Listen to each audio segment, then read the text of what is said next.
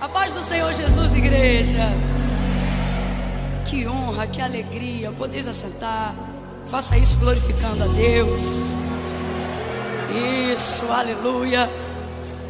Se você entende que está no melhor lugar que você poderia estar nessa noite, se você entende que você está numa noite de alinhamento, se você compreende que o nosso corpo voluntariamente ele não produz espontaneamente nada que seja para a glória de Deus. A nossa natureza, ela é natural mesmo quando não é carnal, ela é egoísta. Então todas as vezes que nós nos reunimos para adorar e que rompemos com cansaço e tantas outras coisas que tentam disputar nossa mente o tempo todo num culto como esse, todas as vezes que somos capazes de oferecer para Deus aquilo que estamos entregando hoje aqui, essa obra não é nossa, essa obra é do Espírito Santo. Eu queria dizer que você está alinhado hoje. Você não tinha que estar em nenhum outro lugar. Você está exatamente aonde você tinha que estar. E se você entende que isso não é um bordão para ganhar seu tempo, mas entende que isso é uma verdade, você vai reagir dizendo assim, ó: ainda bem que eu vi Jesus. Glória! Senhor, quem nos trouxe a essa casa. Oh, aleluia, aleluia, aleluia, aleluia. Oh, glória, aleluia. Eu tô muito honrada hoje. Quem me conhece sabe que eu não sei fingir costume. Vou até beber uma água que a língua tá colando no palato. Já viu, quando a gente fica nervoso, a primeira coisa que acontece é que a boca seca. Aí se a gente não ficar tentando buscar saliva de onde não tem, aí termina assim, ó. Já percebeu? Cola tudo, mano.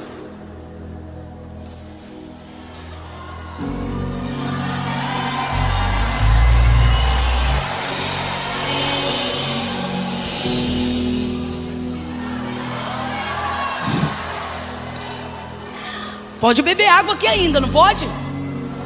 Então não fica me secando, não. Que honra estar aqui nessa noite. Eu sei que não só essa noite, mas esses dias são dias muito especiais, não só para a Lagoinha, mas para a igreja brasileira que se sente representada pela envergadura daquilo que tem sido consagrado e oferecido ao Senhor. E eu posso falar isso. Eu posso falar isso porque eu não sou membro dessa igreja, mas sou membro do corpo universal de Cristo aqui na terra. E eu posso falar isso porque se eu estivesse falando como um membro congregacional, local, pareceria até que eu estou puxando sardinha para a igreja. Mas como congrego em outra denominação, ganho mais autoridade para dizer o que vou dizer agora. Porque como igreja brasileira, a gente se sente representado por vocês essa grande temporada de sacrifício que está sendo oferecido aqui em louvor ao Senhor. Quando nós vemos as bandeiras dos outros países e do Brasil, a oração que foi feita aqui por todos os pastores que representavam no altar, mas por aqueles que estavam aqui também, eu via claramente em visão aberta um óleo grande demais para caber dentro de uma casa só. E isso está transbordando e escorrendo. É essa a comunhão que o salmista prometeu. É como óleo precioso que desce, e que desce, e que desce sobre a cabeça, e que desce sobre a barba, e que desce sobre o colarinho, e que desce sobre a orla das vestes. A igreja brasileira sente, nem que seja para receber lá na bainha, mas o que nós sentimos aqui é isso, é que este óleo que o Senhor tem derramado sobre esta igreja que tem visão de reino, desce sobre toda a estola sacerdotal que veste o corpo de Cristo sobre a terra. Aonde houver alguém que se chama pelo nome do Senhor, recebe esse mesmo óleo de envio, recebe esse mesmo óleo de autoridade. Eu não estou falando isso para alegrar ninguém, eu estou falando isso porque é uma verdade. Enquanto Deus usava a vida do pastor André Valadão aqui em cima, em prioridade sobre aqueles que estavam aqui, eu via claramente a bênção geracional. Uma das coisas que Lagoinha Global Conference está trazendo é a bênção geracional. Deus está falando comigo. Aquilo que eu confiei a Abraão e que eu comecei em Abraão se estende sobre todos aqueles que se chamam pelo nome do Senhor. Então, aonde houver um homem, uma mulher de Deus que entende aquilo que Deus fez a partir de Abraão, entende que não cabe só em você, mas está vindo sobre você, sobre a tua comunidade, sobre a geografia onde você governa, aonde Deus te enviou, aonde Ele vai te enviar. E se tiver pai, mãe, se tiver ventres de mulheres aqui, até se forem estéreis, mas se estiverem debaixo da palavra, aguardando o cumprimento da promessa, o óleo que desce aqui, ele vem sobre você, vem sobre a tua casa e vem sobre os filhos dos teus filhos, os filhos dos filhos, nos teus filhos e nos filhos dele. Você não está entendendo? Deus está dizendo: amplia o teu entendimento, porque vocês estão fazendo culto, mas não é só culto. Tem noite que é culto e tem dia que nós estamos fazendo história, um legado espiritual, uma estaca está sendo fincada aqui nesses dias. Há um altar, recalaçou Manácia. Eu sinto a autoridade de Deus para falar isso. Há um altar, e é algo que foi consagrado com tanta santidade, com tanta pureza, com tanta visão de reino, que eu creio que vocês têm humildade para ouvir o que Deus me manda dizer agora. Mas também, se não tiver, aí reclama na gerência, não é comigo, porque eu não invento nada, só sou porta-voz do que Deus me manda entregar. E o que Deus me mostra aqui é que o altar foi tão grande, foi tão alargado, foi tão preparado, foi tão orado, foi tão jejuado, que ele diz: é grande demais para ser de uma denominação. Hoje eu recebo o sacrifício de adoração da nação brasileira.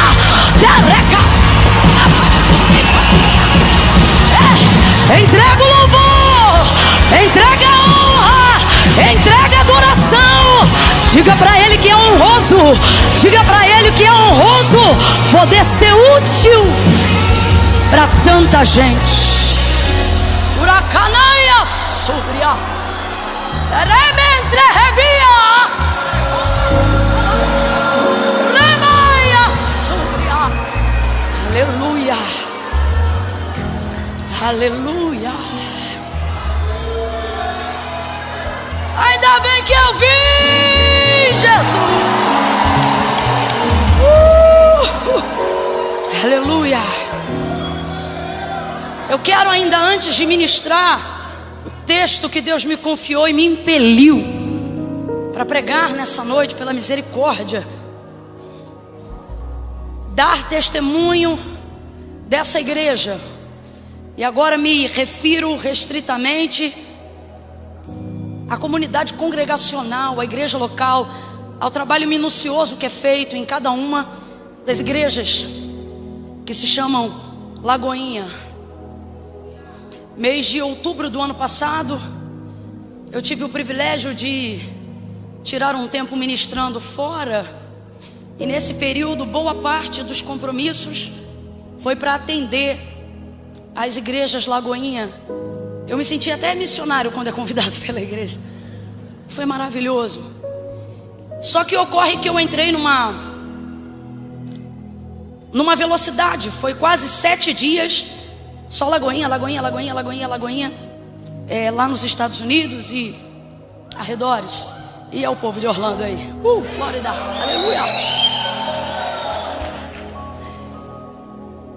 Então eu comecei a ver muito de perto o desenvolvimento da igreja local nas suas minúcias.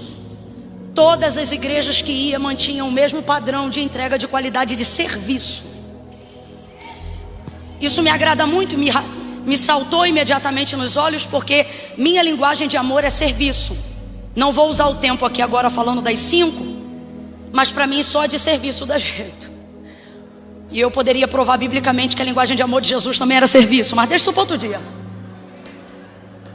E me chamou então logo a atenção, porque é a minha maneira de se comunicar, né? Eu acho que quem ama é útil, favorece. E comecei a perceber isso nas igrejas de vocês. E muito organizado. E você via que era uma entrega visceral. O que é uma entrega visceral, Camila? Uma entrega que vem de dentro. Não tinha nada mais ou menos. E cada um de acordo com a sua força. Fui em algumas igrejas grandes, fui em algumas igrejas menores, igrejas que estavam começando, e, enfim. E aí eu não queria contar e nem falar nada com ninguém. Então, das 3 últimas igrejas que faltavam eu atender, eu entrei em oração, até que cheguei num culto de uma igreja específica. Quando vi o retrato e a reprodução daquele mesmo comportamento, aquela mesma identidade, aquele mesmo servir, aquele mesmo voluntariado, aquela mesma entrega, eu orei ao Senhor durante o culto. E eu disse assim: Senhor, o que é que eles têm? O que é que... Eu fiz essa pergunta. Eu quero aprender, eu quero conhecer, eu quero poder também falar a outras pessoas. A própria Lagoinha Alphaville hoje, eu não sei se você sabe, mas ela é uma igreja. E isso para nós aqui no Brasil, entenda, rapaz, eu me sinto honrada como igreja, mesmo não sendo da mesma denominação. Porque a Lagoinha hoje no Brasil, Alphaville, por exemplo, estou dando o exemplo daqui, porque estamos nessa geografia que está sediando a Global. Ela hoje é uma igreja onde eu estava em Petrolina, de lá fui para Juazeiro. E aí, tem gente aí, ó. E aí pessoas de outras igrejas falaram: estive lá tal dia. E como é amigo meu, e agora de 15 em 15 eu estou aqui, que né, a gente não dá muito ruim não, que meu pastor Silas pode estar ouvindo. E aí eu disse: e aí, como é que foi lá? O pastor que veio aqui é um dos 5 homens que eu tenho como maior referência de ministério masculino no Brasil. E ele tirou um dia e veio para cá. E aí na hora, por estar meio aqui, fiquei preocupada com qual foi o testemunho que a igreja passou, porque ele veio num dia que eu também não estava. E aí eu falei: e aí, como é que foi lá? Te receberam, te levaram para ver e tal? Aí ele: tudo. Eu gastei 3 horas lá dentro. Corredor, não sei, ou seja, trataram ele sem saber quem ele era, a nível assim. Ele não, eu perguntei: você falou com alguém antes? Ele: não. Chegou, recebido, tratado, pá. E aí isso responde o testemunho que eu quero dar. Então no último dia eu falei: Senhor, o que eles têm? Porque eu já passei também em lugares onde eu defendo a igreja. Irmãos, e quem defende a igreja defende qualquer congregação. Que a igreja é o corpo de dentro. As placas têm que ficar onde de fato estão, do lado de fora. E vez ou outra, no crescimento de vocês, para a glória de Deus, eu vi alguém indignado. Ah, mas também. Aí eu aproveitei essa viagem, observei, orei e eu falei: o que o Senhor me falar é o que eu vou dizer para quem perguntar. Então a melhor coisa é você poder pedir Deus para dar testemunho de alguém. E eu falei: eu não vou perguntar para ninguém, porque eu tenho muitos amigos aqui, mas eu não vou perguntar para ninguém. Senhor, eu falei com o Senhor. Falei: Senhor, o que eles têm? Por que eles são assim? Diante de Deus. São raras as vezes em que Deus fala com um versículo ou uma palavra para mim. Porque normalmente a revelação de Deus, ela vem com uma convicção, ela não vem com uma verbalização. Quando você diz assim: o Espírito falou comigo, você não lembra de uma frase montada, você lembra de uma convicção que você sentiu. Só que nesse dia Deus falou comigo com uma frase arrumadinha. Ele disse assim para mim: aqui eles não comem o pão da preguiça. Deus falou isso para mim. Deus disse: eles não comem o pão da preguiça.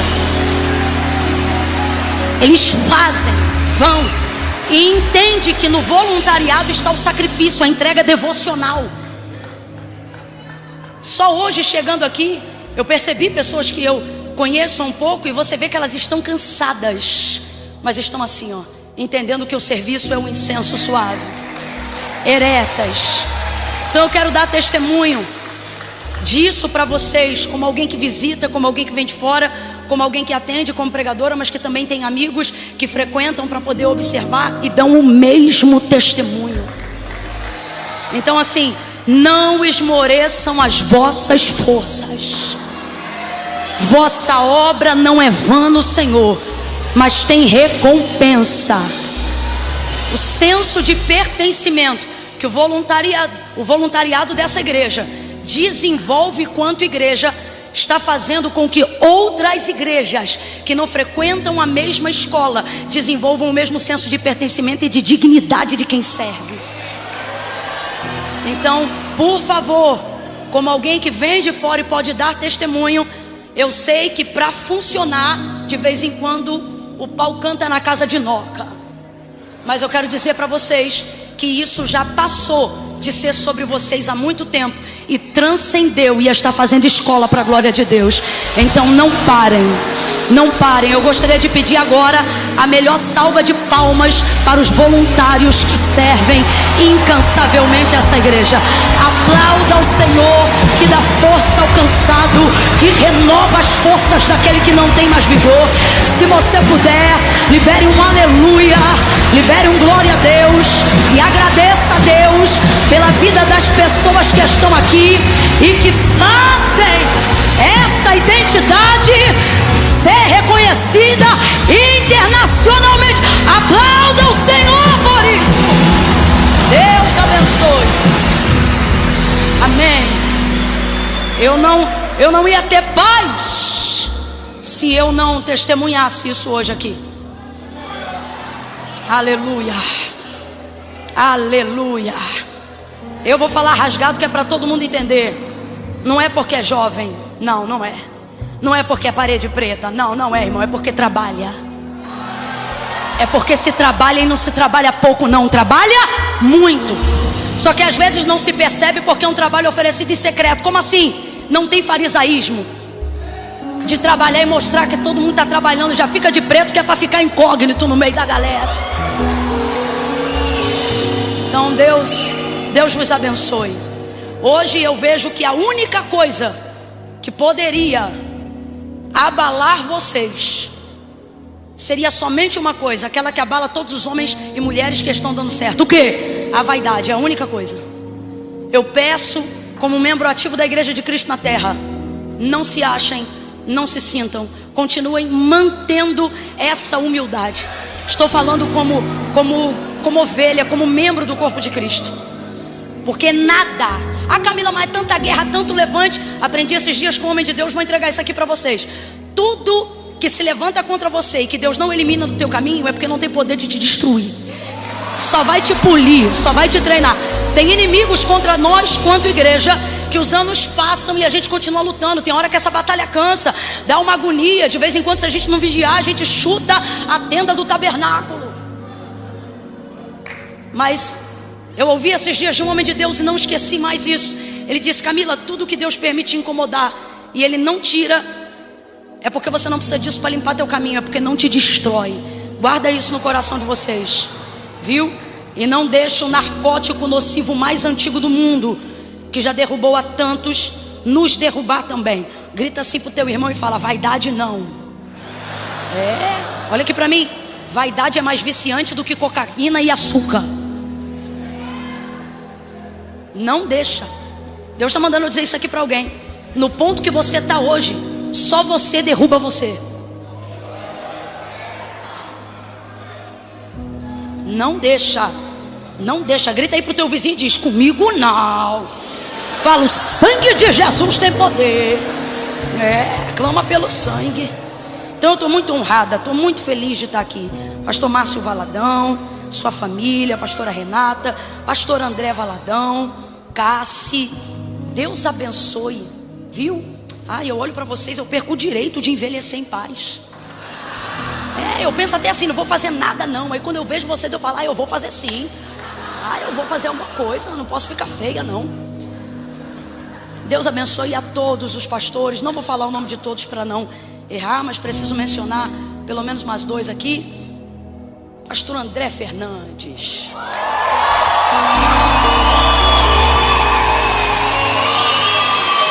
Quezinha, que está por aí em algum lugar.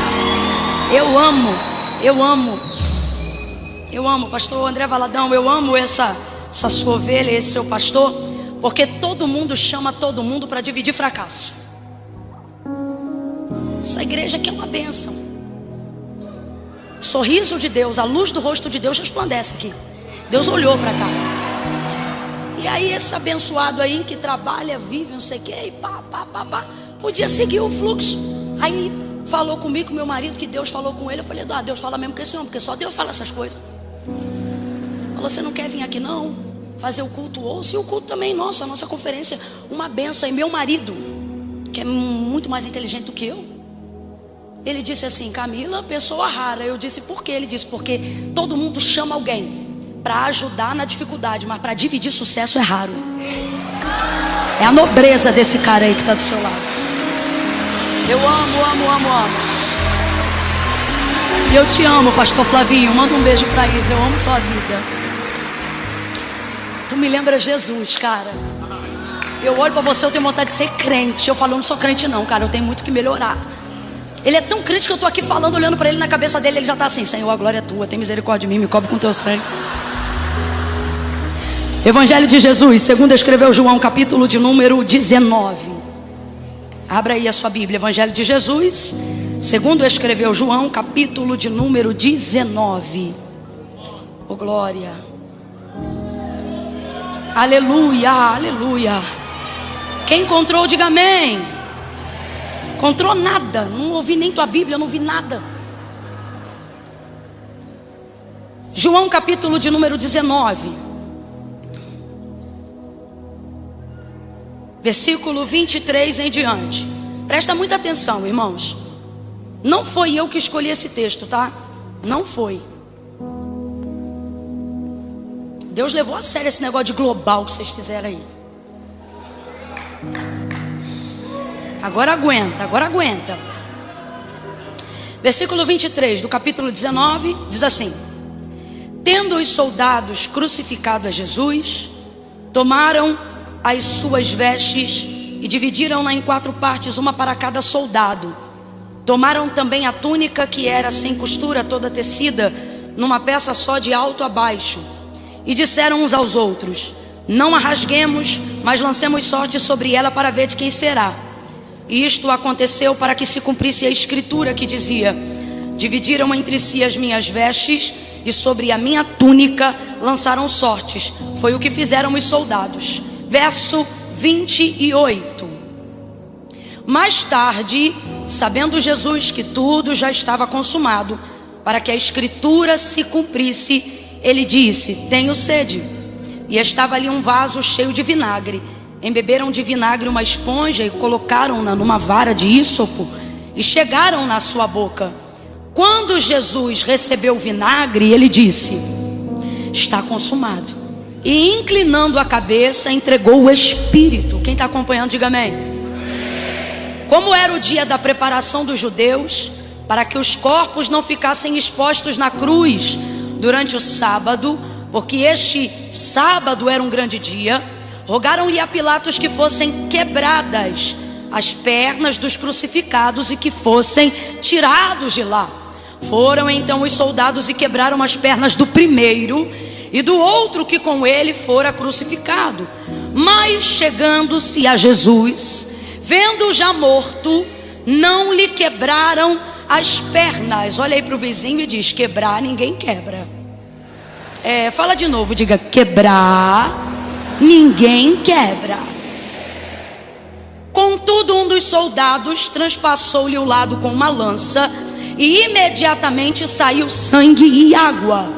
Aquele que viu testificou que o seu testemunho é verdadeiro, e que é verdade o que ele diz, para que vós também o creiais. Estas coisas aconteceram para que se cumprisse a escritura que dizia: nenhum dos seus ossos poderá ser quebrado. E você diz amém. Diga amém por essa palavra. Eu vou contar de 1 a 3, e no 3 você vai dizer para o vizinho: quebrar ninguém quebra. Não contei até 3 ainda.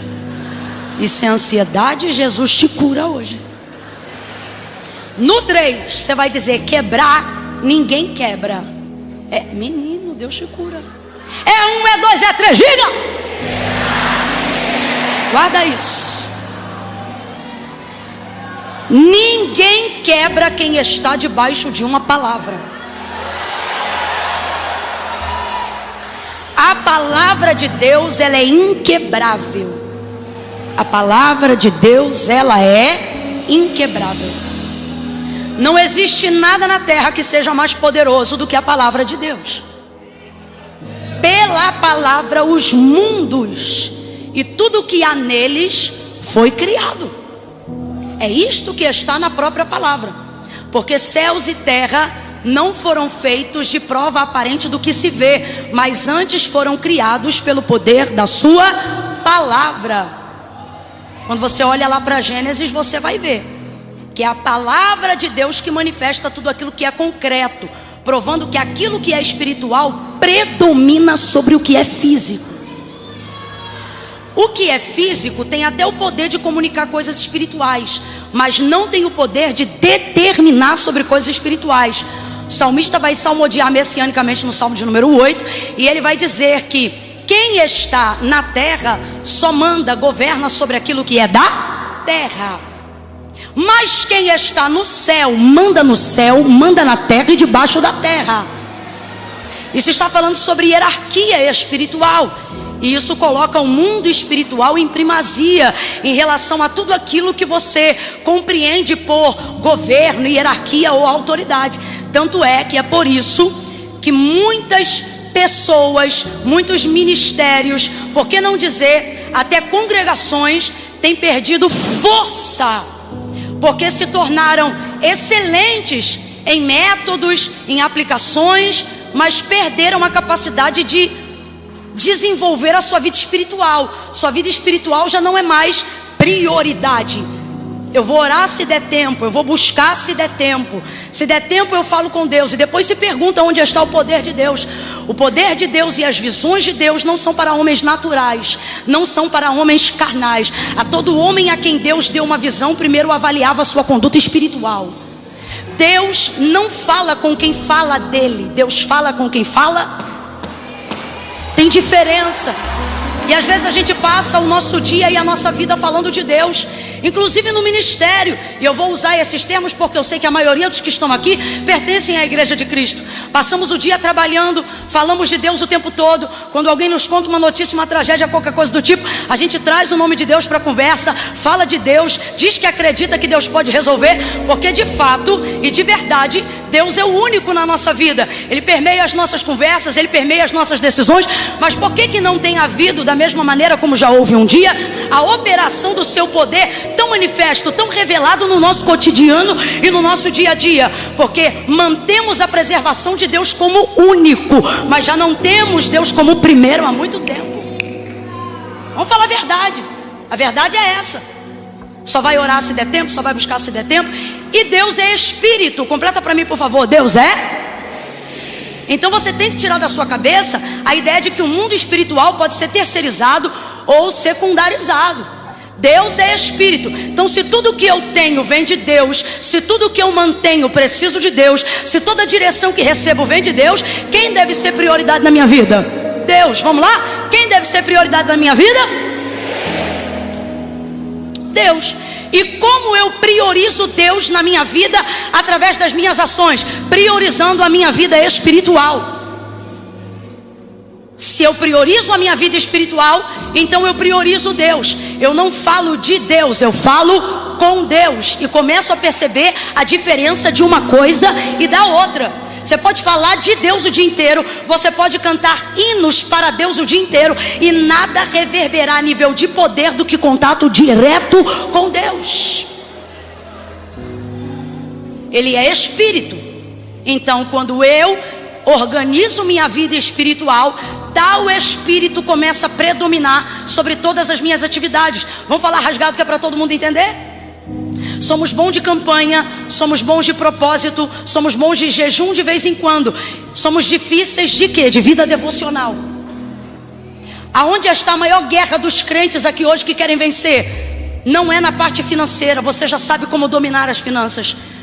Não é na parte familiar, nunca se falou tanto sobre conduta emocional, nunca se discerniu tanto sobre comportamento. Hoje tem psicólogo que fala como se fosse, ou melhor, tem gente que não é psicólogo e fala como se fosse psicólogo, porque o material de conhecimento fornecido, ele está se tornando quase que educacional. Então a gente fala com liberdade sobre todas essas coisas. A gente desenvolve na área da finança, desenvolve na área da família, desenvolve no conhecimento dos próprios traumas. Tem gente aqui que não se rende à terapia, não se rende a psiquiatria, mas já diagnosticou o próprio problema. Agora, a vida espiritual não resolve. 90% do maior material distribuído hoje pelas editoras no nosso nicho cristão, a maior procura está em conduta devocional. Por quê? Porque as pessoas estão percebendo que elas têm sucesso financeiro, gestão de tempo, organização familiar, mas não conseguem se realizar. Por quê? Porque elas só governam sobre a terra. E depois que você conhece Deus, você quer viver a manifestação do poder de Deus. Por quê? Porque Deus faz o que o dinheiro não faz. Deus faz o que a família não faz. Deus faz o que o CNPJ não faz. Deus faz o que o CPF não faz. Deus faz o que o dinheiro não faz. Deus faz o que o médico não faz. Com todo respeito, Deus faz o que a psiquiatria não faz, o que a ciência não faz, a faculdade não faz. Deus faz o que o namoro não faz, a vida conjugal não faz. Então você dá um check em todas essas partes, mas no final do dia continua deprimido, sem realização. Por quê? Porque você buscou tudo que te realiza, mas não buscou Deus para realizá-lo. E homem nenhum se realiza sem realizar Deus. Homem nenhum rompe se não fizer aquilo que Deus o chamou para fazer. O maior índice de suicídio não está nas castas mais pobres, não está na classe baixa, está na classe média alta, provando que não é falta de coisa, não é falta de matéria, não é falta de dinheiro, não é falta de família que tem levado o homem a dar cabo da sua própria vida, mas é a falta de Deus. E talvez você está aqui nessa noite dizendo: ah, Camila, poxa, está vindo aqui dizer que a gente tem que buscar a Deus. É isso, porque a gente fala sobre isso. Mas eu já disse a terceira vez e vou dizer a quarta: falar de Deus não é a mesma coisa que falar com Ele. E isso está acabando contigo.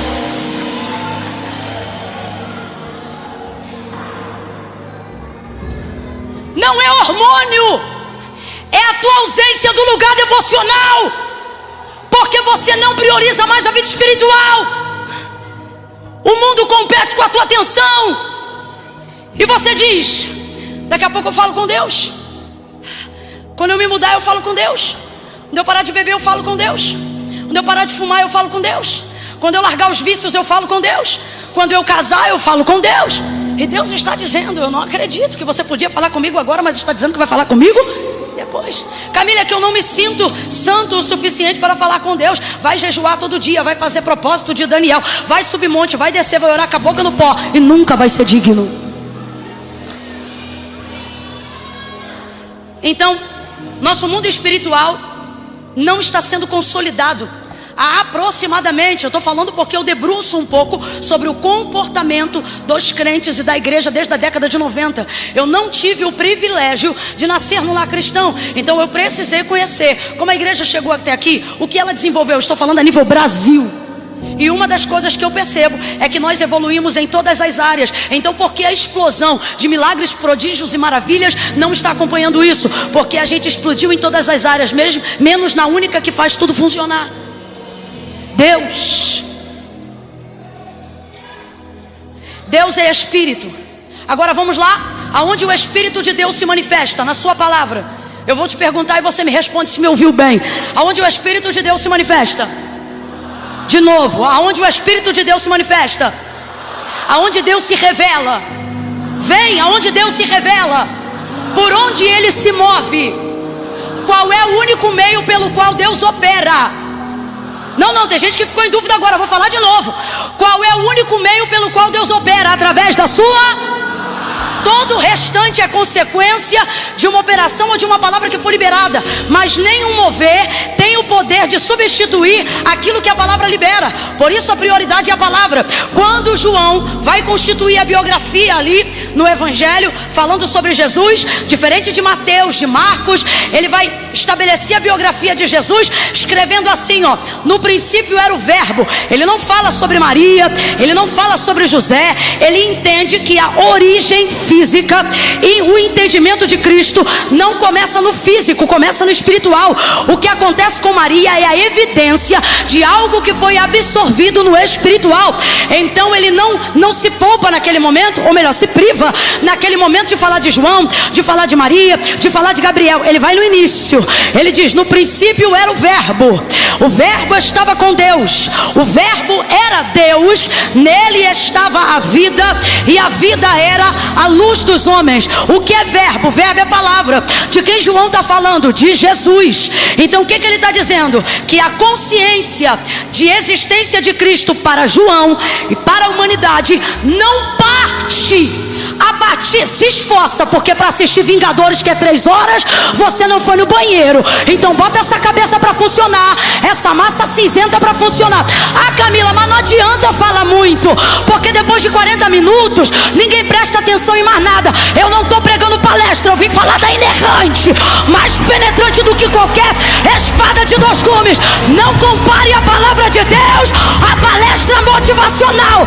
Eu não estou comprometida com a tua expectativa, eu estou comprometida com a ordem que Ele me deu nessa noite. E Ele disse: pregue a minha palavra. Então se esforce, porque reino de Deus não se toma por osmose. É força, é disposição. E às vezes nos falta. Eu me incluo. Eu só estou com o microfone, mas eu estou dentro do rolo todo, tá? E só falo com autoridade porque me dói tanto quanto em qualquer um e tenho talvez a mesma consciência. Ok? E por que temos essa dificuldade? Porque espiritual não é mais prioridade.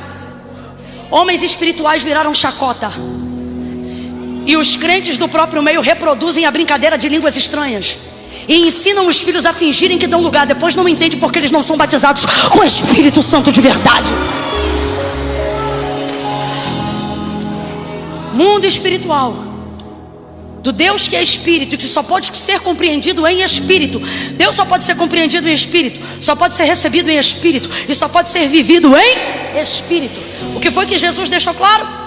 A hora chegou, já vem, que os verdadeiros adoradores em João 4 é pecador arrependido, não é glória a Deus, aleluia, nem hino não.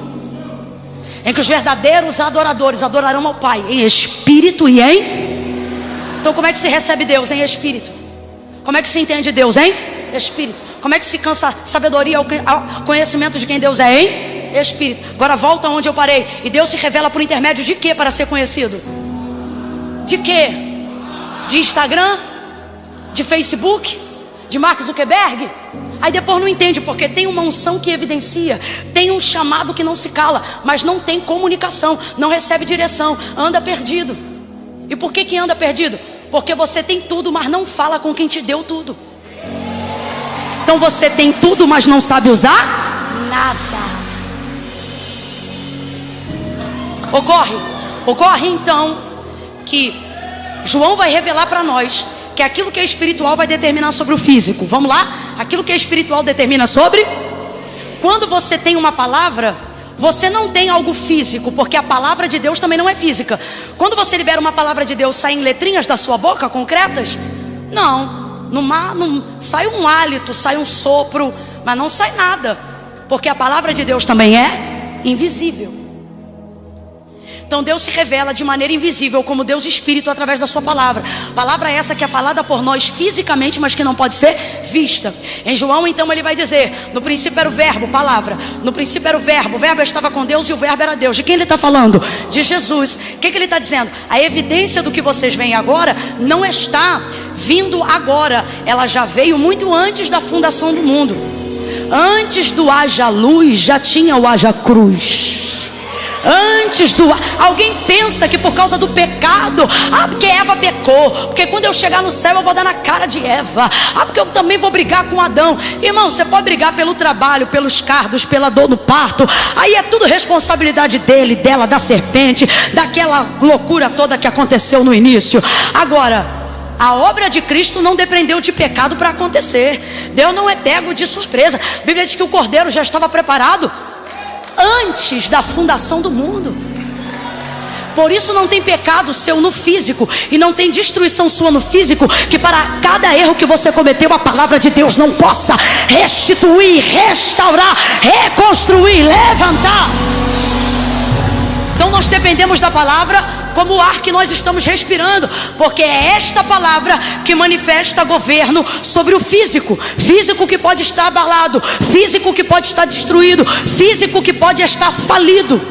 Só que isso só vai se evidenciar aqui quando priorizarmos no mundo espiritual.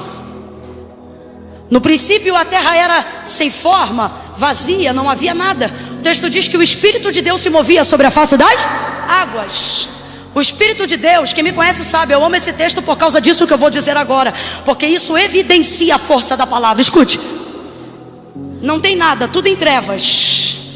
E quem está se movendo? O Espírito de... Vamos lá, o Espírito de... Espírito de Deus está se movendo. O Espírito é de quem? O Espírito é de quem? E o texto diz que ele está se movendo no abismo, aonde só havia águas e estava em trevas, porque não havia nada, não havia luz no mundo. Mas o Espírito de Deus está se movendo no meio das trevas. De fato não há lugar que Deus não entre, não há cativeiro que Deus não entre, não há trevas que assuste Deus, não há obra de encantamento, malignidade, satanismo, não há cultura, não há demônio que tenha o poder de impedir o mover de Deus. Deus entra onde quer, do Senhor é a terra, a sua plenitude, o mundo e aqueles que nele habitam, porque ele fundou sobre os rios, ele estabeleceu sobre os mares, é tudo dele. E ele está dizendo, é meu e a escritura está no meu nome, fui eu que... Deus entra aonde ele quiser, ele entra e ele se move, ele está se movendo. Agora veja, Gênesis 1, vem comigo, ele está se movendo, mas não está fazendo nada. Mas é Deus que está se movendo, mas não está fazendo. Está movendo, mas não tem sol. Está movendo, mas não tem lua. Está movendo, mas não tem estrela. Está movendo, mas não tem separação entre dia e noite. É um mover. Deus está se movendo, mas não faz. Bora! Deus está se movendo, mas não faz. Não faz. Rapaz, você pode rodar, pode pular, pode cantar, pode pregar debaixo de um mover que pode ser até de Deus, mas isso não transforma. Eu estou te falando a real, estou trazendo nenhuma revelação não, só estou pregando o que está escrito no texto. O mover pode ser de Deus, mas ele não tem realização transformadora. E por que não tem? Porque o princípio pelo qual Deus quer que nos movamos é o mesmo princípio pelo qual ele opera. Vamos lá? Deus poderia respirar e fazer tudo o que existe e haver numa respiração? E se ele não quisesse manifestar nada, nem espiritualmente, nem fisicamente, se ele só pensasse e projetasse, poderia ter criado tudo que existe e há do mesmo jeito, sim ou não?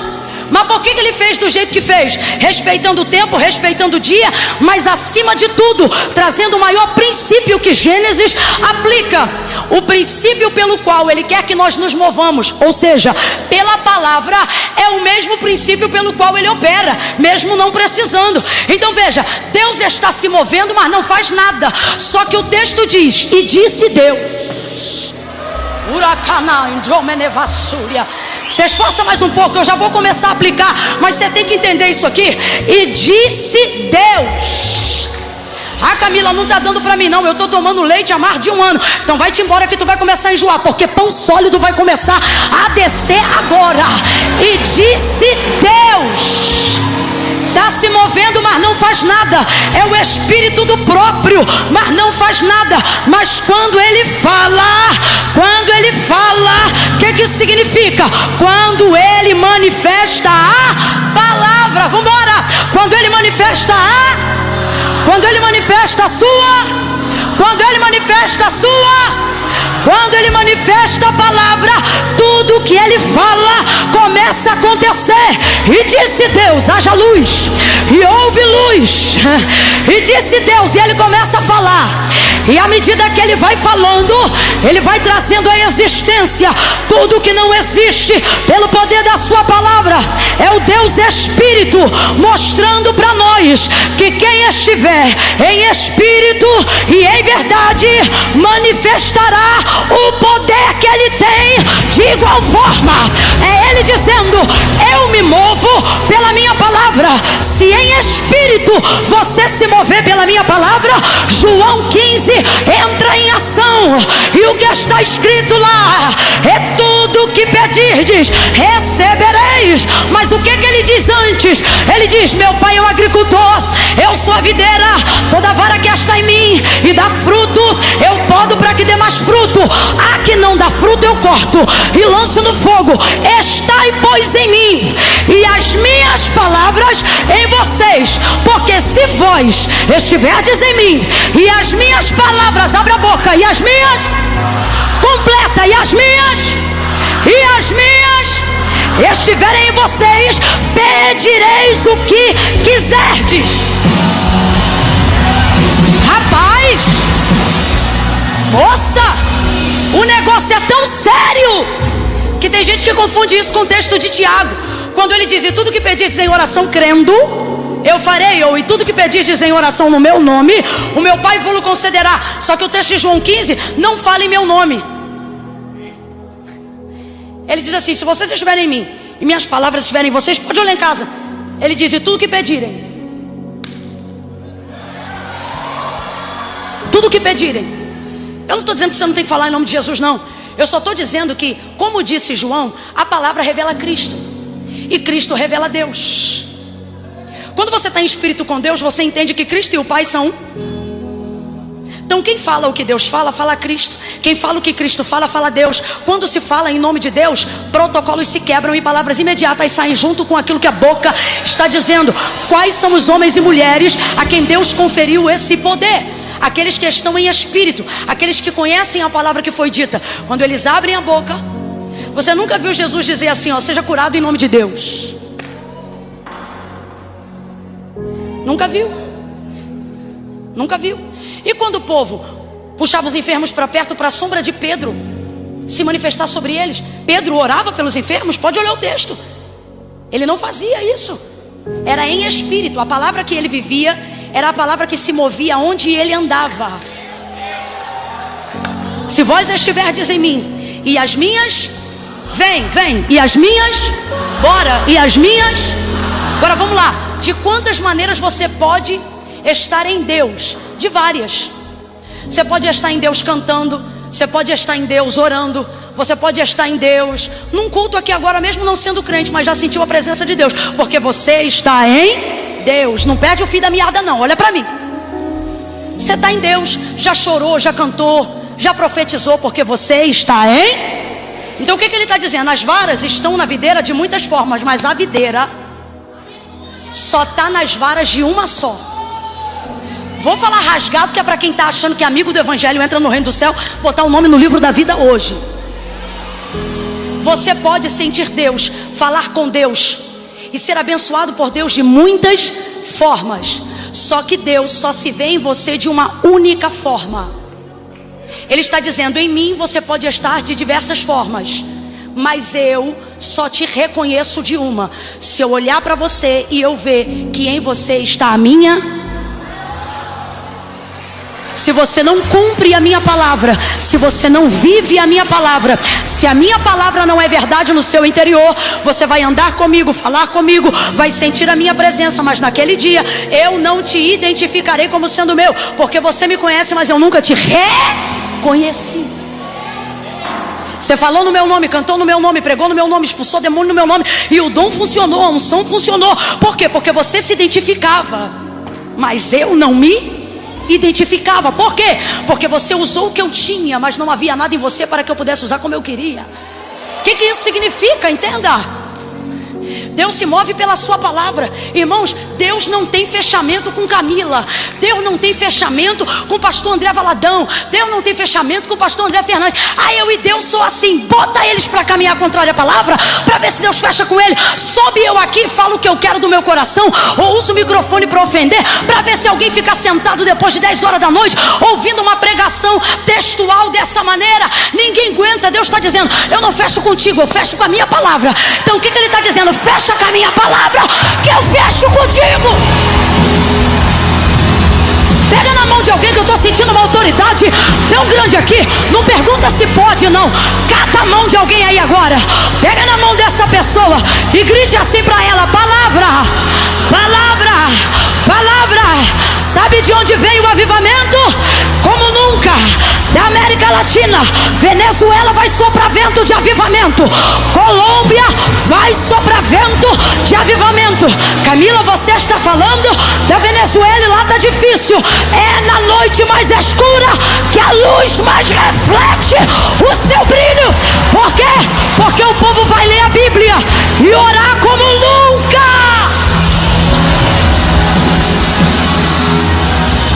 Olhe para cá. Porque oramos, ou aos que oram, porque orações não são mais respondidas. Porque não se ora a palavra, se ora a vontade. Deus não tem compromisso de corresponder vontade. Outra, Deus não tem obrigação de fazer cessar sofrimento. Escapistas do sofrimento. A geração que foge do sofrimento não conhecerá poder de Deus. Geração que sofre, que foge de perseguição, não conhecerá poder de Deus. Geração que é neutra não conhecerá poder de Deus. Poder de Deus é para quem vai para cima. Poder de Deus é para quem dá a palavra, doa quem doer. Poder de Deus é para quem não nega Cristo diante de nada e de ninguém. Você vai viver poder. Se não tiver medo de se associar à palavra, então Deus fecha com a sua palavra. Aqui, veja os príncipes do Antigo Testamento citados por Isaías: Noé, Daniel, Jó. Veja Elias. Veja Moisés. Por que com Deus, por que com esses homens eles falavam agora e Deus respondia agora? Por quê? Me mostre um deles orando vontade. Não, mostra para mim aí. Há algo em comum na fala de todos os homens que falavam com Deus de perto. E o que há em comum entre eles é o seguinte: eles diziam assim: porque tu disseste.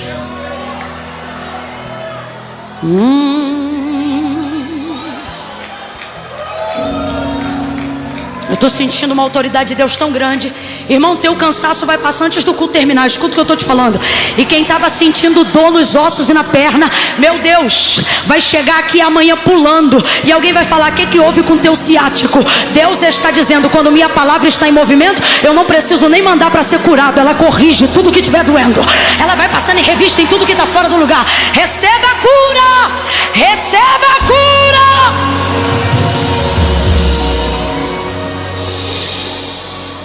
Tu disseste. Como é que Moisés, rapidinho aqui para a gente entrar no texto, aqui não demora não, a introdução é maior do que a aplicação.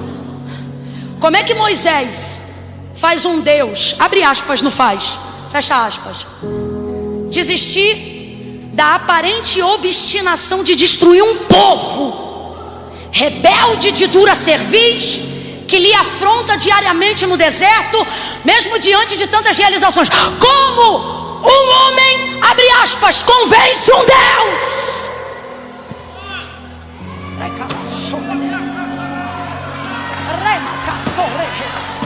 Ah, não.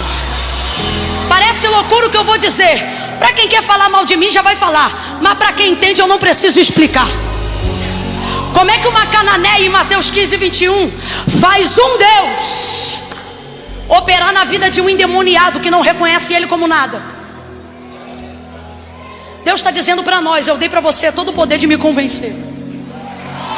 Não, isso é poético. Se você pegar, você está negligenciando a tua vida espiritual. E você não entende que a batalha para você não orar, ela acontece por um motivo. Qual?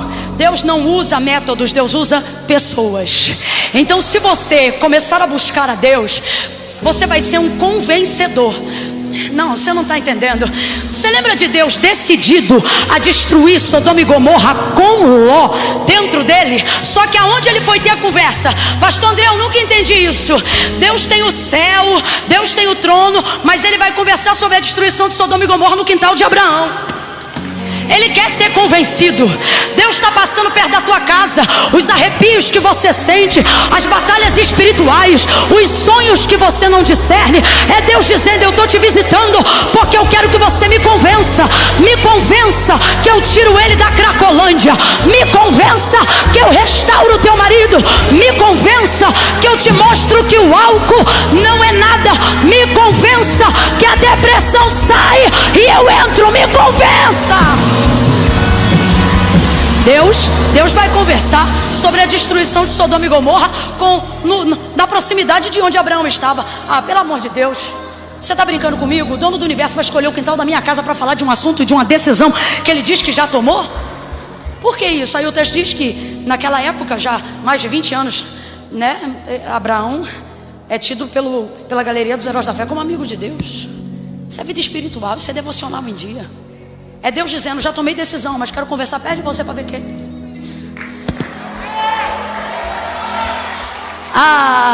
Povo meu, diz o Senhor, se você soubesse o tanto que eu lhe tenho em estima, você conversava mais comigo ao invés de botar tudo no grupo de WhatsApp. Aí Deus diz assim: Moisés, eu vou destruir esse povo todinho. Nós vamos fazer um novo povo. E ele diz assim: como vai ficar? Estou parafraseando. Como vai ficar o que tu disseste a Abraão? Aí ele diz assim: a partir de você eu vou levantar uma nova geração. Eu não quero mais esse povo andando com a gente. Rapaz, Deus não quer mais andar com o povo. Deus não quer. Só que Moisés é líder. Como é que você sabe que um líder é um líder? Quando Deus quer destruir o povo dele e ele não diz vamos, ele diz: espera aí, calma aí, deixa eu falar com você só um minuto aqui. Aí você entende por que Deus flameja aquela sarça e diz: é você. Eu não sei falar, mas é você. Porque quando eu te provar naquele deserto, eu não vou ver um gago, eu vou ver um líder lutando pelo seu povo. Você acha que é o governo que decide a destruição do Brasil? Deus está dizendo: se um joelho se dobrar e disser: Senhor, o Brasil tem dono, o Brasil tem um Senhor, você está achando que isso fica voando no céu? Aí Deus vai dizer assim para ele: eu vou acabar com todo mundo aqui. Estou parafraseando, tá, gente? Nós vamos acabar com todo mundo aqui. Aí ele diz assim pela segunda vez: e como ficará o que tu disseste lá no Egito, quando o faraó ver que o Senhor destruiu aqui o povo que tu disseste que ia fazer herdar a terra que jurou aos seus pais que lhes daria? O que eles dirão? Olha o que Moisés está dizendo: o que eles vão dizer de ti? Quando você tem a palavra de Deus, abre aspas, tá? Tua luta é pelo que Deus disse, não pelo que tu quer fazer. E é isso que te dá autoridade para chegar diante de Deus, sabendo que você vai levar o que pediu. Por quê? É a mesma coisa de chegar e dizer assim: eu não vim te pedir nada do que eu quis, eu só vim falar o que tu me disse. Então eu não estou de abuso. É nessa hora que se reveste do sangue da ousadia. Aí tu entra pelo novo e vivo caminho, mesmo todo requenguela, vacilão, tá devendo. O nome às vezes está até no SPC Serasa, mas você entra dizendo: eu estou entrando em ousadia. Por quê? Porque eu não vim falar do que eu estou devendo, eu não vim falar do que eu errei, eu estou entrando aqui para falar do que tu disseste. E tu responde a tua palavra. Ele disse a Jeremias: eu velo para fazer cumprir a minha palavra. Grita comigo: palavra. Se não gritou, vou te dar mais uma chance. Diga: palavra. Por que a igreja está aqui? Porque nós estamos debaixo de uma? Por que sua família foi alcançada? Porque você acreditou em uma e você começou a viver para ver aquilo acontecer. É o mundo espiritual determinando sobre aquilo que vai acontecer no físico. Crucificação. E eu encerro aqui. Crucificação. Tá crente a beça, hein? João tá tribulado, Pedro já negou, Judas traiu. Uma bagunça na cúpula da igreja. Ministério revoltado, fofoca. Um trai, outro nega. Rapaz, a igreja é um negócio maravilhoso demais. E interessante que foi Deus que escolheu, Jesus que escolheu cada um. Ele escolheu o traidor, ele escolheu o sanguíneo, ele escolheu o medroso. João bipolar. Ele que escolheu. Porque ele não vive de acordo. Nossas realizações não tem a ver com a nossa capacidade, tem a ver com a capacidade que a gente tem de acreditar no que ele falou. E quem mais além de nós acredita no que ele disse? Ele. Então é por isso que ele te chamou mesmo esquisito. Não é porque ele acredita em você, é porque ele acredita isso, na palavra que ele te deu. Aí veja, Naquele contexto louco, só um vai com ele até o final, que é o João. Maria está chorando copiosamente, como se não soubesse que ele foi preparado para aquele dia. Só que saber o que vai te acontecer não te poupa o sofrimento, só te preserva a sanidade mental, mas não te poupa do sofrimento. Então ela está chorando copiosamente, aquela loucura, irmão, do Calvário, treva, aquela coisa toda. No meio daquela muvuca, João desesperado, Maria desesperada, os outros fugidos, e João tranquilo, porque vai acontecer uma coisa muito louca com ele. Enquanto todo mundo pensa, morreu um inocente, está sendo assassinado o herói que fez a gente vender tudo que a gente tinha para andar atrás dele. Rapaz, para pensar. Imagina que tu largou tudo e de repente a causa de tudo que você largou está diante de você detonado. A cabeça começa, era mentira, é verdade? É ele, não é? Para onde eu vou voltar? Guerra, terror psicológico. Maria gritando, chorando. Jesus teve que promover uma adoção imediata entre ela e João, para que ela não ficasse sem senso de pertencimento. Só que ela tinha outros filhos. Só que ele sabia que o que estava acontecendo ali precisava ser sanado imediatamente. Enfim, nada do que eu falar aqui vai se comparar à realidade do Calvário. Eu quero que você entenda que é o ápice do sofrimento, é o auge da dor. Olhe para cá. É um momento de maior angústia e agonia. Era uma tormenta antecipada, prevista. Foi horrível. Foi horrível. A dor não doeu menos porque ele era o Filho de Deus. Me irrita ver crente dizendo: ah, mas ele era o Filho de Deus. Que vontade de tacar o microfone na sua cabeça. Não doeu menos porque ele era o Filho de Deus. Doeu mais porque era. Não havia nele pecado. Quando você sofre mais? Quando alguém te acusa do que você fez, ou quando você é acusado do que sabe que não fez? Onde mora a revolta? Eu estou falando de um momento de trevas. Complete, por favor. Estou falando de um momento. Só que eu já disse e repito que é nessa hora que a luz mais brilha, sim ou não? Está todo mundo desesperado e angustiado. Só que o texto vai dizer que João vai perceber uma coisa que ninguém percebeu. E por que ele vai perceber o que ninguém percebeu? Porque ele guardava uma palavra que na hora do desespero ninguém guardou. Ele guardava a fala do profeta Isaías. E o profeta Isaías deixou escrito e descreveu cada segundo de episódio dolorido do Calvário, dizendo absolutamente tudo o que aconteceria com Jesus, como se o próprio Isaías estivesse vendo na hora que fosse acontecer. Então ele viu tudo. A partir dos 7 aos 9, há uma insistência de uma decoração em textos messiânicos na cultura judaica. Então João tem de cabeça o que o texto dizia. A palavra de Deus é viva. Na hora que ele mais precisou, ele não precisou sacar essa palavra. Essa palavra estava dentro dele, porque o judeu cresce tendo que gravar aquilo. Então na hora que a necessidade se apresentou, quem saltou dentro dele? A palavra. Então ele escreve o texto de Isaías. Ninguém mais faz isso. E por que ele fez isso? Porque enquanto todo mundo estava atormentado no Calvário, incluindo o próprio Filho de Deus que estava entregando a sua vida, João começa a olhar. E enquanto alguém vê tortura, enquanto alguém vê destruição, enquanto alguém vê injustiça, João começa a trazer para cada episódio a citação do texto de Isaías. Por isso, por 3 vezes no texto do capítulo 19 vai se afirmar o seguinte: e isto aconteceu para que se cumprisse a escritura. Só para a gente entender legal, vamos falar a palavra, tá bom? Palavra é a palavra de Deus. O que ele está dizendo é de Isaías. Então troca escritura por palavra. Então cada coisa que acontece ali, enquanto alguém se descabela, enquanto o outro chora, enquanto o outro foge, enquanto o outro trai, enquanto tem trevas, raio tocando na terra, soldado caindo, enquanto um monte de coisa está acontecendo, João está ali, ó, dominando sobre o ambiente.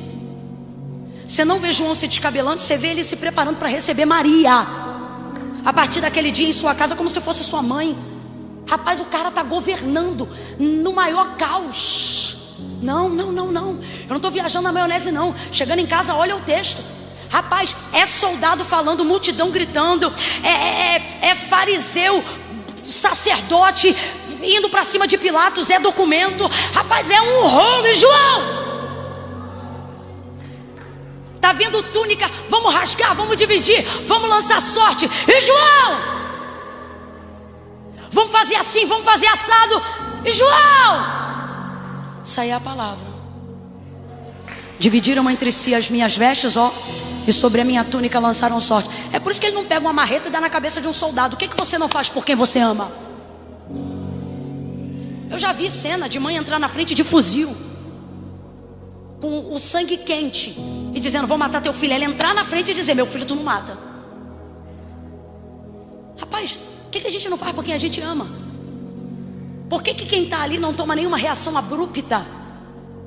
Reação abrupta não é programada. O emocional vai na frente, a razão chega depois. Por que está tudo sob controle? Porque tem um homem ali que enquanto tudo está desgovernado, ele detém o discernimento do episódio. Isso aqui não é vingança, isso aqui está acontecendo por causa da... Isso ali não é ódio não, isso aqui está acontecendo por causa da... Aquilo ali não é perseguição não, isso ali está acontecendo por causa da... Não, isso aqui não é zombaria não, isso aqui está acontecendo por causa da... O negócio que a gente está falando aqui é tão forte, é tão forte, é tão forte, que todos os outros pecados da humanidade, para aqueles que recebem Cristo, recebem com Ele o perdão dos seus pecados. Mas esses soldados, de acordo com a escrita do texto, Jesus vai ser categórico antes de morrer, dizendo assim, Pai, perdoa-lhes este. Há um perdão que é liberado para eles antes do derramamento do sangue, porque Jesus entende que o que eles estão fazendo, não estão fazendo só por coordenação de maldade, mas estão fazendo porque eles sem saber estavam executando a palavra do profeta Isaías. Então até Jesus libera esses caras. Os que queriam enfiar lança e enfiaram, os que queriam dividir as vestes, os que queriam rasgar a túnica. Quando você sabe qual é a palavra que está sobre a sua vida, o teu opositor não lança ódio em você, porque você tem governo até sobre aquilo que de mal ele faz contra você. Tem alguém ouvindo o que Deus está dizendo aqui? Porque Deus me trouxe hoje aqui para dizer, primeiro eles fazem, depois eu faço e depois a palavra faz. Vem comigo, diga, eles fazem. Eu vou encerrar aqui e diga, eles fazem, eu faço, a palavra faz. De novo, porque se você guardar isso, você não vai mais discutir em WhatsApp, você não vai mais bater boca em Instagram, e você não vai mais estragar o Natal de ninguém. Abre de novo a tua boca e diga, eles fazem, eu faço e ela faz. Você vai entender. Primeiro diga, eles fazem, eu faço e ela faz. Ouça, os soldados pegam a túnica, deixam ele nu. Vergonha. Jesus merecia isso, gente? Jesus merecia isso? Não só pegam como zombam. Vamos dividir, vamos lançar, vamos fazer, vamos acontecer. João, dividiram entre si as minhas vestes e sobre a minha túnica lançaram sortes. É o que diz a palavra do texto de Isaías. Ele lembrou, resolveu. Então primeiro eles fazem. Quando você está debaixo de uma palavra, todo ataque é coordenado.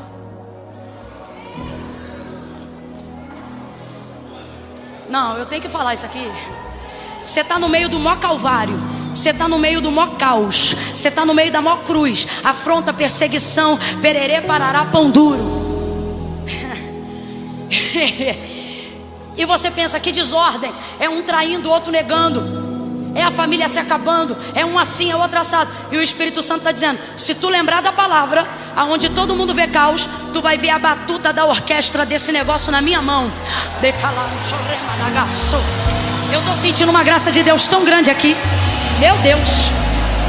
Tem alguém aqui dizendo, Camila, o diabo está furioso. Deus me manda te lembrar, aquele que é de Deus o maligno não toca. Essa obra é do Espírito Santo, é a palavra de Deus em movimento.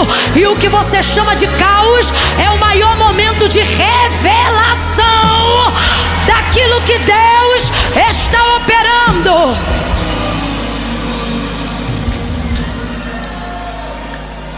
Primeiro eles fazem, agora me responda com inteligência. Eles sabem que estão cumprindo a palavra? Sabem? Os soldados que zombam e que querem acabar com Jesus, eles sabem? Não sabem? Mas tem alguém ali que sabe, olha para mim. Pare de pedir Deus para tratar com quem não sabe nem o porquê está fazendo o que está fazendo. Quem tem que saber é você, filha. Quem tem que saber é você, filhão. Por que eles fizeram isso? Porque estão debaixo de uma palavra. Deixa rolar. Já disse isso aqui uma vez, repito nessa noite. Essa operação aqui está debaixo de uma coordenação da palavra. Você só vai ver aonde todo mundo olha e vê caos. E ali você vai ver poder de Deus quando você souber o que Deus disse ao seu respeito. Sabe por que você está atribulado? Porque você esqueceu-se do que Deus te disse. Deus está dizendo, lembra hoje tudo que eu te prometi. E ao invés de chamar de inimigo, você vai chamar de funcionário. Ah não, prega essa mensagem para alguém e diga, não é adversário. Prega, diga, não é adversário. Fala assim pro teu irmão, não leva pro pessoal. Fala no ouvido dele, fala, não leva pro pessoal. Não leva pro pessoal.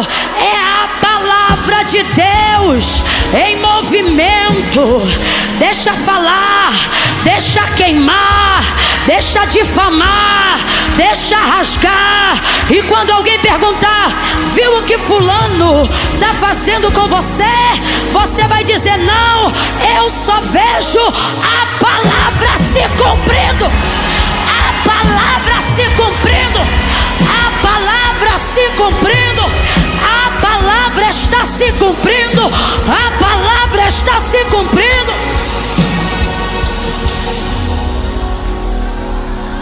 Perdoa!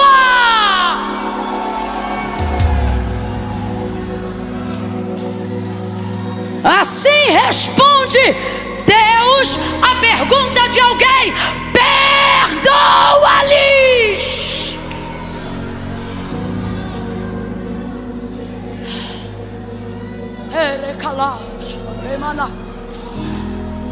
Remanaga sobrilho, remeia lagando ré. Temor do Senhor, toma esta casa. Levanta, ragaço. Libere, libere, libere quem rasgou tuas vestes.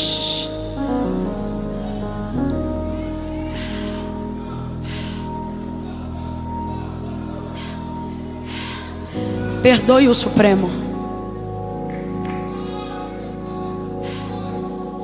Perdoe os governadores. Perdoe os pastores que caíram. Eu não estou dizendo que Deus coordenou as coisas ruins que estão acontecendo. Eu já passei desse tópico. Eu estou falando sobre o poder que o perdão tem de botar no lugar o que está fora. Você fala mal do Senado, mas não ora pelo Senado. Você fala mal dos vereadores, mas nunca orou pela Câmara. Você não podia abrir a boca para falar nada de ninguém. Você não sabe nem o que está acontecendo, porque não traz a palavra de Deus em oração. Você só quer sua vontade, só quer seu carro, só quer tua casa, só quer teu dinheiro. Você quer ter 1 milhão para poder vender, viver de renda. Você não está nem aí pro Brasil e quer falar mal do Brasil. Quem pode falar mal do Brasil é Zenete. Quem pode falar mal do Brasil é o pastor André. Quem pode falar mal do Brasil é quem dá a cara para bater, joelho no chão. Ora! Pensando que você é quem? O ofendido disse, perdoa-lhes. O vituperado disse, perdoa-lhes.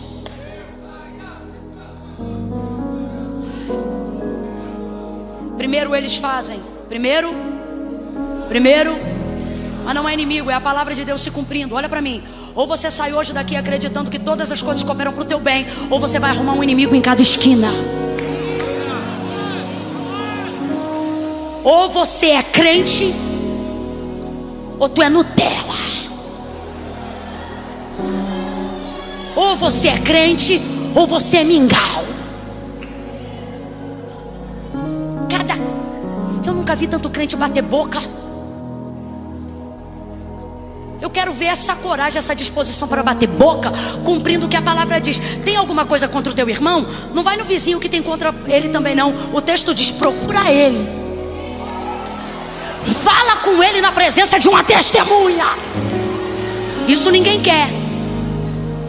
primeiro eles fazem. Mas se eu sei o que Deus disse a meu respeito, eu não vou sair arrumando confusão por aí. Eu vou compreender que todas as coisas no final cooperam para o meu bem.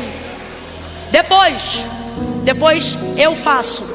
Jesus sabia qual era a palavra que estava sobre ele, dita pela boca do profeta Isaías. Amém ou não amém? Amém. E o que faltava acontecer para ele entregar? Para ele sair dali, pastor? Eita, Deus está falando com alguém aqui.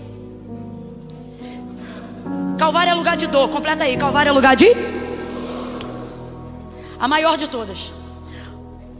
Até Jesus tinha limite. Ele é homem. O que faltava cumprir? O vinagre, que também tinha sido dito pelo profeta. Ele não esperou uma circunstância para o vinagre chegar. Ele criou a circunstância. Esse é um segundo poder que só pode usar quem sabe qual é a palavra que está sobre a sua vida. Que poder é esse? O poder de acelerar o processo. Ele sabia o seguinte: já foi túnica, já foi traição, já foi negação, aconteceu tudo. Só falta uma coisa: o vinagre. Se beber o vinagre, acaba a parte dele. Aí o que ele faz? Ele acelera o processo, porque ele sabe que só falta beber para entregar. Eu acho lindo, porque isso aqui é maravilhoso. Porque Jesus não disse me dá água. Quem sabe o que lhe aguarda não pede o que não virá. Olha isso. Aí ele diz assim: tenho sede. Ele diz o quê? Porque ele sabia que não ia beber água. Ia beber o quê? Então ele não diz quero água. Ele diz o quê? Aí pegam o vinagre, colocam na vara e levam à sua boca. Ele toma o vinagre. Tomou o vinagre. Ele diz está. O vinagre encerra o ciclo. Vem comigo. O vinagre encerra. O vinagre encerra. Só falta mais um. Ajuda teu ânimo. O vinagre encerra. O vinagre encerra o ciclo. Agora, por que o vinagre encerra o ciclo se ele não se compara à chibatada? Por que o vinagre encerra o ciclo se tomar canada na cabeça com coroa de espinhos dói muito mais? Fala pra mim, o que Jesus passou antes de beber o vinagre foi pior do que o vinagre, sim ou não? Por que é lhe dado tanto poder ao vinagre para encerrar o ciclo? Porque tudo que ele vai viver lhe esfola do lado de fora. O vinagre é a única coisa que compromete sua amargura do lado de... Para Deus, há maior valor naquilo que a gente resolve do lado de... que a gente supera do lado de... que a gente aguenta do lado de... do que a escória ou a esfolação do que fazem com a gente do lado de fora. Eu vou falar rasgado agora. Porque que alguns processos da tua vida não se encerraram? Porque você supera a traição, você supera a surra, você supera a difamação, você supera tudo que não pode controlar que as pessoas façam contra você. Mas por que o ciclo da tua vida não fecha, mesmo você estando debaixo de palavra? Porque você supera tudo que lhe fazem, mas não aguenta se subordinar ao que você precisa botar do lado de dentro. Às vezes beber vinagre é mais difícil do que tomar um açoite de 40. Porque não é sobre o que fazem comigo do lado de fora, é sobre aquilo que eu preciso fazer comigo do lado de... Eu vou falar como Deus está mandando alguém. Quer ver esse processo encerrar antes de dezembro? Tu não precisa de 31 de dezembro para viver uma virada. Tu só precisa beber esse vinagre que está diante de você agora. Toma esse vinagre. O que é o vinagre? O vinagre é o que a oposição lhe deu. O que é o vinagre? O vinagre é alguém que precisava de água, mas foi lhe dado o azedo. E ele não vomitou, ele não cuspiu. O texto diz que ele tomou. Deus está dizendo: para de acusar, para de bater, toma!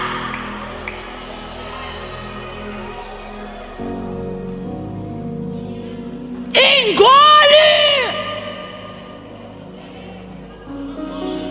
Olha pra cá. Tudo que tu já passou, irmão, não é nada comparado a isso. Admite logo essa parada.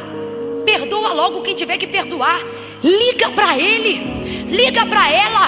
Vai na casa dele, vai na casa dela.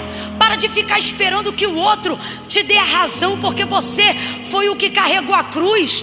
Deus está dizendo para alguém aqui: toma esse vinagre, vai lá e toma. Engole tua razão, engole teu direito, engole o teu orgulho. Porque depois que ele tomou o vinagre, disse: Pai, está consumado. Tendo dito isso, entregou seu espírito. E agora, Camila? Primeiro eles fazem, depois eu faço. Acelerou o processo, se entregou. E último, agora ela faz. E agora eu quero entregar essa palavra para toda a igreja, no globo terrestre, na Lagoinha Global. Quando sabemos qual é a palavra que está sobre nós, o que fazem contra a igreja não a machuca, a promove, adianta. Quando eu sei qual a palavra está sobre mim, eu não atraso processos, eu ganho o poder de adiantá-los. Terceiro e fim, quando eu não posso fazer mais nada com aquilo que eu recebi, se cumpre o que ela diz sobre si própria: viva e eficaz. Quando eu vivo para cumprir a palavra vive para se cumprir, mesmo depois da minha morte. Por que a igreja está viva depois da morte de grandes heróis? Porque nunca crescemos nos heróis, mas crescemos A palavra é quem acende a chama. A palavra é quem levanta pastores. A palavra é quem executa ministério. É a palavra. O princípio de Gênesis se aplica até hoje na igreja. Estamos aqui porque sabemos qual é a palavra que está sobre nós. Olhe para cá, igreja. Essa mensagem já me acompanha há anos. E eu nunca imaginei que Deus me mandaria trazer hoje aqui. Mas hoje ela terá uma envergadura de alcance diferente. Igreja, não somos a força que o mundo precisa. Somos a resistência que o mundo não suporta. O que chamamos de reforma protestante, e mudou a realidade da igreja antes e depois da reforma. Chamamos de protestante sem ter carregado um pau na mão. Chamamos de protestante sem ter tacado uma pedra em ninguém. O protesto não foi o quanto batemos, foi o quanto aguentamos pela palavra continuar apanhando. Por isso os mártires morreram, mas a igreja continuou de pé. Por quê? Porque o que nos sustenta é a palavra. Você não está no seu melhor momento quando bate boca. Não está no seu melhor momento quando xinga. Não está no seu melhor momento quando quer demonstrar ao mundo a força da igreja pelo braço, pela intelectualidade, pelas palavras. Não, isso os filósofos também fazem. Isso as associações comunitárias também fazem. O poder da igreja se aplica de maneira crescente, em larga escala, em potencial absoluto. Não é quando ela mexe braço e perna, é quando ela resiste debaixo de uma palavra. Veja, Apocalipse capítulo 3, ele vai dizer à igreja de Filadélfia, ele diz para ela: tendo pouca força, vem, tendo pouca, vamos lá, tendo pouca, ele diz: tendo pouca força guardaste a minha palavra, por isso eu também te guardarei da tentação que há de vir, da aflição que há de vir. Há algo terrível para acontecer esses dias em povos e nações. É de fato a última hora do Espírito Santo aqui na terra. A igreja vai subir, e antes de subir, guerras e rumores de guerra, peste, fome, mortandade, a ideologia atravessada, o espírito do anticristo em movimento. E alguém pensa: os últimos dias o amor de muitos vai se esfriar. Homens avarentos, amantes de si mesmo, mais amigos dos seus deleites do que amigos de Deus. Jesus volta logo. Mas o texto diz, e são palavras do próprio Cristo: ainda não será o fim. Por quê? Porque no fim também acontece o que disse Joel: e há de ser que nos últimos dias eu derramarei do meu espírito sobre toda a carne. Vossos filhos profetizarão, vossos velhos terão sonhos e os mancebos terão visões. Tudo isso vai acontecer ainda antes que chegue o momento do grande dia. Camila, que lado eu tô? O lado da fome, da peste, da guerra, da mortandade, ou o lado do Espírito de Deus? Aí depende qual é a palavra que você tem sobre a tua cabeça. Qual é a palavra que a igreja tem sobre a sua cabeça? Jesus morre. Podem ficar, podem ficar. Jesus morre, entregou seu espírito, cumpriu até ali a parte da missão, morreu. Responda com inteligência. Morto reage? Morto reage? Morto fala? Morto se defende? Está morto. Primeiro eles fazem, depois eu faço. Camille, quando eu não puder fazer mais nada, aí ela faz. E esse é o melhor momento.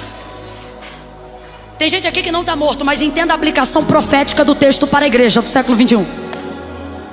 Nosso melhor momento não é quando a gente vai na internet fazer barulho. Nosso melhor momento é quando aparentemente nenhum braço, nenhuma perna, nada se mexe, e eles pensam que a gente está...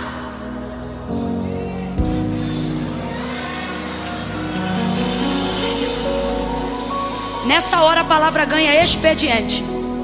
Quando ela vê que você não pode fazer mais nada,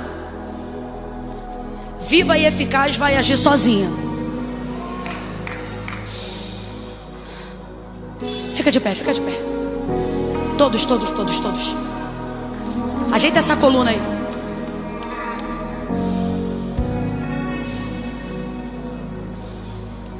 Tá ele parado, morto, sem reagir. Sem reagir. Não grita, não fala, não pede, não dá. Aí vem a notícia. Rebenta com eles, porque crucificado não tem direito a sepultamento. Tira do madeiro porque hoje é sábado, porque fariseu é ridículo. Os sumos sacerdotes são ridículos. É errado deixar corpo no madeiro, mas não é errado mandar Roma matar judeu. Podres, nefastos. Dizem que são igreja, mas são os primeiros assassinos. Dizem que são sinagoga, mas foi por isso que Jesus disse a João para a igreja de Filadélfia: tu tem pouca força, mas porque guardaste a minha palavra, eu vou te dar poder contra a sinagoga de Satanás. É o menor governando sobre o maior, porque o que determina o nosso poder não é o nosso quantitativo, é o nosso qualitativo. Jesus está lá parado, não pode fazer nada. Então, a mando e a pedido que fazem a Pilatos, vão retirar os crucificados como era praxe. Pega um pedaço de pau, cada um numa mão. Um soldado vai para o primeiro, o outro vai para o da esquerda. Jesus era o homem de quem? Do meio. Igreja, olha para cá. Nessa última hora você vai ver gente no mesmo lugar que você, que parece com você, igual você, sendo quebrado. Não tenha medo. Se quebrou é porque não era igreja. Igreja não quebra. Com todo respeito, igreja não quebra. Templo fecha, igreja não fecha. Igreja não fecha. A gente vê quebrando o da direita. E agora quem entende pingo no i, entenda a letra. A gente vê que a direita quebra e a esquerda quebra também.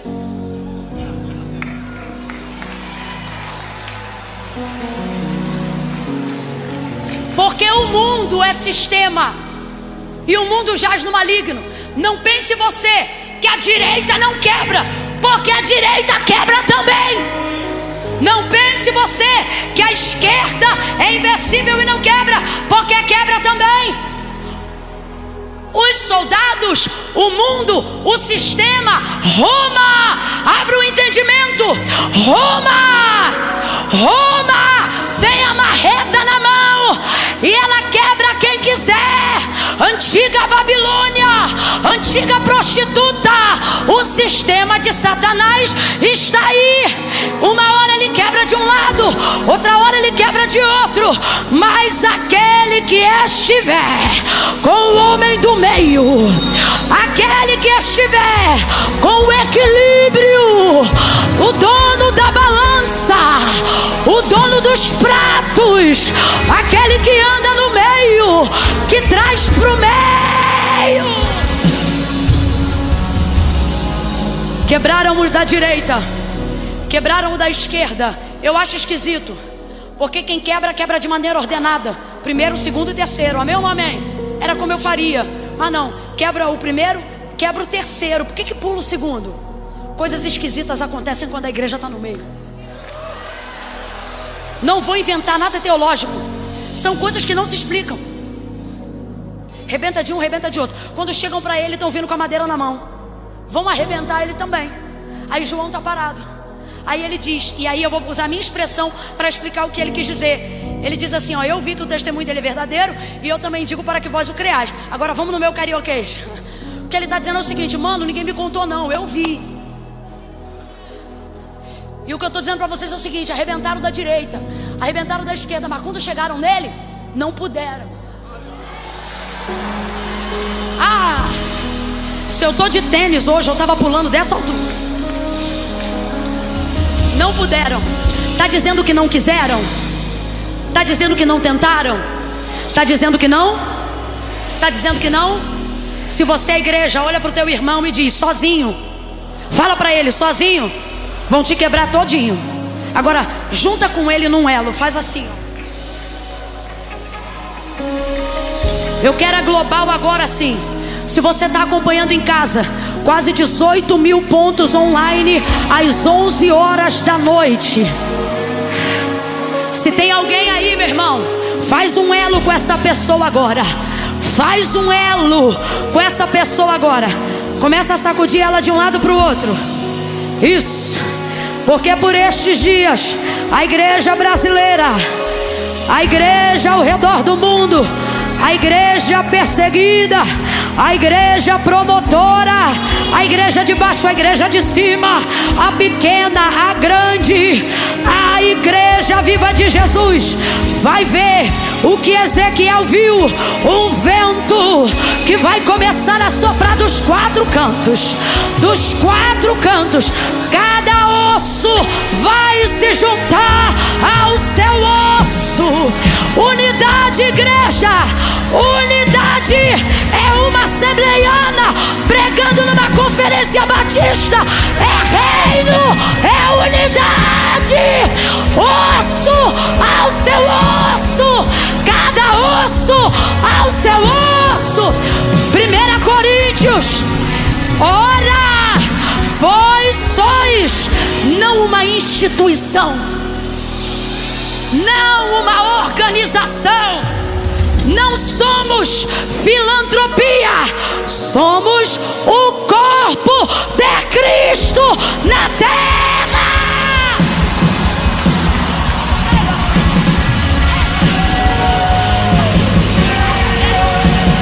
Aqui é corpo, aqui é osso.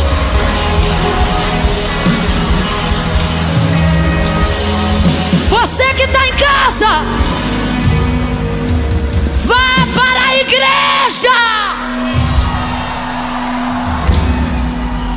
Há coisas que só acontecem quando nos unimos.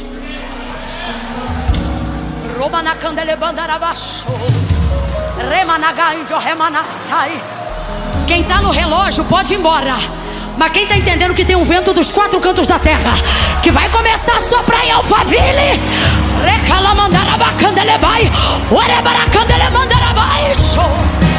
Deus vivo.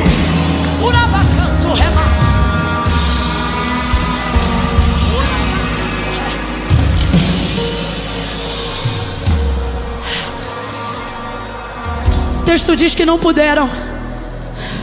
Não puderam. Conta para 2 ou 3 irmãos aí e diga: não puderam. Fala como está na Bíblia. Diga: não puderam. Camille o tapa. Puderam. A coroa do espinho, puderam. Cuspe, chute, puderam. Difamação, fofoca, puderam. Açoites, puderam. Chicote, puderam. Fofoca, falácia, sofisma, puderam. Dores, puderam. Prisões, puderam. Processos, puderam. Denúncia no Ministério Público, podem. Eles podem. Tudo isso eles podem. Arrebentar, podem. Machucar, podem. Lanhar a carne, pode. Podem lanhar Camila. Podem difamar Camila. Podem fazer o que quiser com Camila. Mas enquanto Camila estiver na igreja ninguém toca. E a igreja cobre os seus membros. A igreja guarda os seus membros. A igreja fortalece os seus membros. A igreja é a única que não trabalha com sistema de amputação, mas de implantação. A videira tinha galhos enxertados. Os gentios são galhos enxertados. Há membros no corpo de Cristo que foram enxertados, mas não são próteses. E o que define uma prótese de um membro? A prótese não corre sangue, o membro corre sangue. Tem sangue no corpo, tem sangue no corpo, tem sangue. O sangue de Jesus te purifica, te lava, te coloca em movimento. O que define de acordo com Paulo, porque ele usa o corpo de Cristo como definição para a igreja, por um único motivo. Ele diz: a igreja é o corpo, porque Cristo é o cabeça. Levante a mão direita aí para o céu, levante. Abaixe rápido. Levanta a esquerda. Abaixe rápido. Consegue levantar as duas? Consegue balançar para o lado as duas? Abaixe rápido. Quem fez foi o seu braço. Foi ou não foi? Foi ou não foi? Foi ou não foi? Tente fazer isso sem a cabeça. Cada comando agora, direita, esquerda, de um lado para o outro. O corpo mexeu, mas quem deu ordem? O corpo consegue mexer se tiver morte cerebral? Porque todo o corpo parece ter autonomia, mas na verdade todo ele está debaixo do comando do... Vem comigo. Corpos. Quem já ouviu histórias de terror horríveis? De corpos que se mexeram depois de estarem mortos. Gases saindo do corpo fizeram braços levantar. Gases saindo do corpo fizeram barriga mexer. Alguns abriram até a boca. Estava vivo? Estava vivo? Mas pode se mexer? Sim ou não? Ações descoordenadas que não são orquestradas pela cabeça. Corpo carnal sem cabeça também se mexe. Quem já teve pressão no globo ocular? Que é isso? Aquela tremurinha. Já teve? Toda vez que isso acontece, a gente chama alguém e fala: olha, sou eu não. Quem já malhou muito e percebeu que o músculo começou a tremer? Meu sonho, Jesus, faz isso na minha vida. Tremeu sozinho. Foi uma ação coordenada? Foi? Mas mexeu ou não mexeu? O que define quem é corpo de Cristo e quem não é o corpo. Ações coordenadas. A igreja brasileira e a igreja de Jesus em todo o mundo começará a viver um tempo de ações coordenadas. Nós estamos aqui pregando uma coisa e essa revelação não é pessoal, tenha certeza. Na Ásia Deus está usando alguém no mesmo contexto. Na América Deus está usando alguém no mesmo contexto. Porque o vento que sopra dos quatro cantos não sopra mensagem diferente. Ele não sopra rebelião de um lado e facção do outro. Quando ele sopra avivamento, ele sopra avivamento subindo em onda para todo o seu povo. Vem um avivamento sobre a igreja. Avivamento começa na igreja. Que cessem o sofisma de que um homem sozinho faz avivamento, de que um grupo sozinho faz avivamento. Avivamento começa na reunião da igreja. Estavam todos reunidos no mesmo lugar e de repente veio do céu um som como de um vento veemente e impetuoso. Encheu a rua. Encheu a rua, encheu a casa.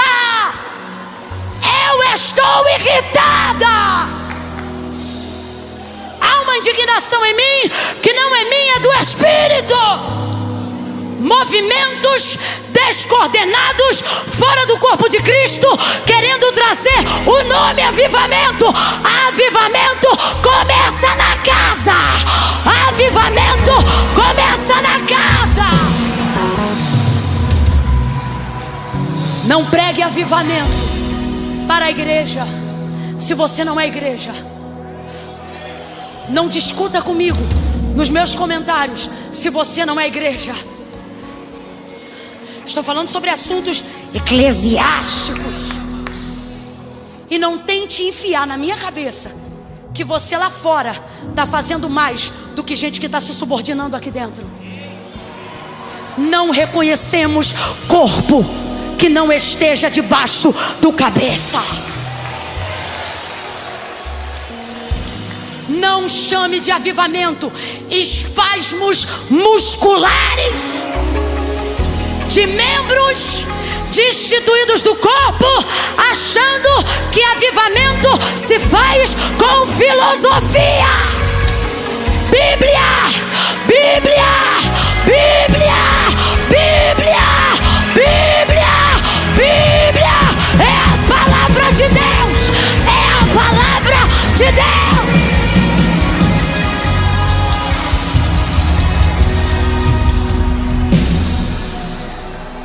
Traga a Bíblia para conversa.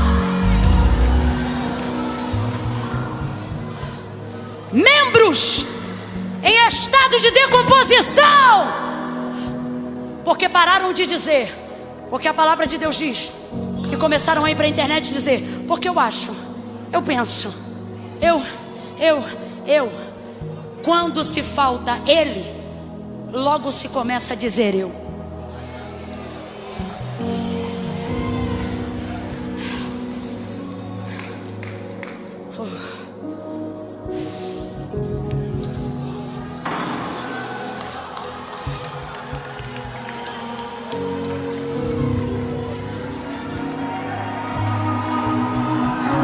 Senhor, perdoa-nos.